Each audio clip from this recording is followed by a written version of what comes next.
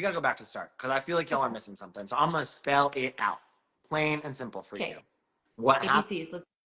What happened from day one when we got to this show is Shane and Corey hooked up. Look, I know it's my word versus his. I'm not going to involve Corey here because he's done. Like, Corey's checked out, y'all. Like, the internet is a rough ass place, and he needs to take time for himself. I'm not going to pull him into this. It's my word versus his. You can believe whoever you want to believe. I know the truth. I'm sitting happy in my truth, in the truth. Corey and Shane hooked up. Whatever.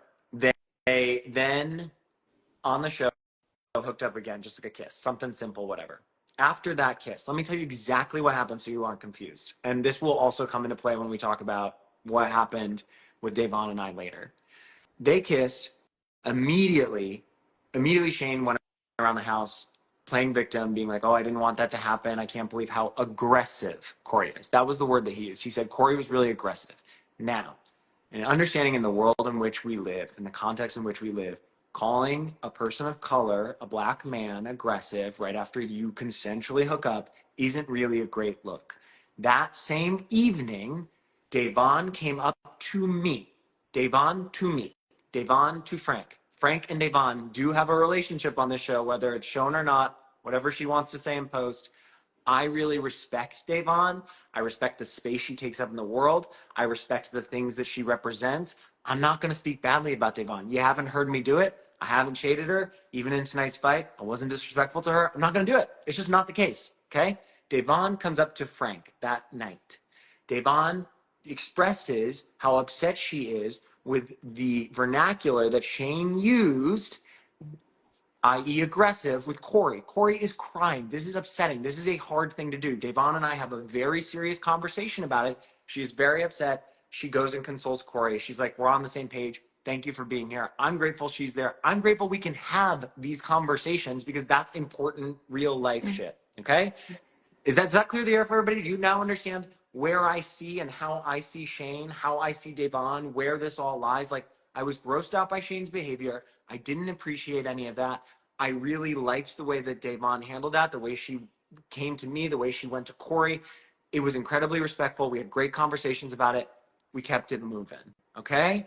But in my brain, I'm like, this guy's a low-down, dirty dog. I don't want anything to do with him. That on top of all of the other factors I've already talked about. Don't need to get into it. Don't need to character assassinate. He does enough for himself, please. I don't need to do any of the work for him. So that is where that is the ideology of Shane and Frank. That is it. He then made it a personal vendetta of his to try to get Corey out at every single vote because he didn't want to look a certain way after he reacted the way that he did. As soon as Corey left the house, episode 7, your boy wakes up. Y'all are saying, oh, Frank and Shane and Veronica carrying the season. Veronica didn't wake up till episode 6 via me. Shane didn't wake up till episode 7 via me. Davon didn't wake up till episode 9 via me. But sure, they're carrying the show. You're welcome. Anyways, as soon as Corey leaves the house, Shane makes it his vendetta to come against me.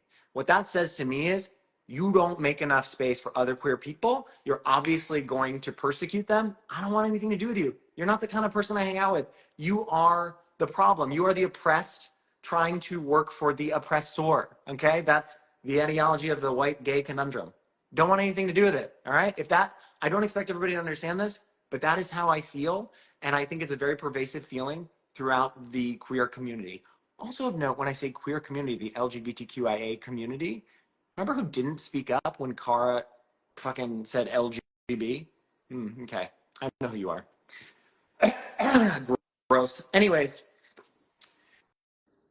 let's speak it louder. Thank you guys. I hope this is coming through clear. I'm trying to be as clear as possible without fully assassinating someone here and not making it totally personal, but I'm sick and tired of like the back and forth around all of this. And I just like, it was gross. Like, it was gross. Okay? I didn't like it. It set it off. Then he comes after me. So now, coming after me, complaining about mine and Veronica's relationship, We gotta vote in Frank. Now we're at episode 9. He's failed twice, though he said in 2 episodes that he wants to vote me off. Now we're in episode 9. They win the challenge, And I'm like, oh, damn, we got to immediately get to work, right? Because I don't trust that they're going to do what everyone thinks they're going to do, which is put in Melissa and Nicole versus Veronica and Katie. So we're going to this ninth challenge, Ash. And after you guys left, we were like, there's 4 star holders, there's 2 non-star holding teams. We think that maybe this is the last one. Like we really all thought I remember even having that conversation before we left that we were like, is there 1 challenge or 2? Like, you know what I mean? You just don't know. We had no idea. They don't tell us anything. So we sort of assumed that this was like the last one, and then maybe there'd be an elimination, maybe there'd be a steal star, and then that team just goes home. So we had no idea. So Shane and Davon winning this, I'm like, oh, they may have a chance to cut me, or rather Shane may have a chance to cut me at this elimination and then send me off into the sunset and not worry about it because they get to sail off into the final. So this was the first time that I actually felt like I was maybe at risk. And so I needed to concoct some sort of plan. And this is what you see me cooking after the challenge, was as soon as the challenge wrapped and they won, I sprinted to the sidelines and I was like, I gotta cook. And I was like, we need to make sure that Mel and Nicole are the house vote, because that then makes it so that Shane has to make a decision between being petty and putting me in because he doesn't like me and he doesn't like other fads, or putting in his best friend of 20 years who wants to go in to try to win a star. So I was going to try to put them in that place. Okay, I'm trying to craft the narrative around me. Yeah. So I'm talking to Adam, and then Davon comes up behind me, and she's like creeping, and she's like, what are you talking about? And I'm like, oh, shit. She heard me, right? And, you know, the whole interaction went down. And the only thing that I'm stepping away with is because, again, Davon and I have a lot of, we ride for the same things in the greater world. Yeah. We care about the same things. We care about marginalized communities. We care about the voices that can't necessarily speak on their own. We care about the lesser than folks or the othered folks. Davon definitely does. I definitely do. And so we're aligned on that. So when I'm saying something like girl, and that's just my vernacular and that's how I talk, and she interrupts me and says, my name is Davon, I was like, this is so hypocritical. You know, we're on the same side of history together. You know, we ride for the same things. Shane just read you down and yelled at you, cursed at you during the challenge, like fully yelling at you, which, like, I get it. People are in the heat of the moment. I'm not even coming for him and saying this. I'm just saying your reaction when you let that go and let him speak however he wants, and now also in post, like, ride for him on social media. That's so fucking weird.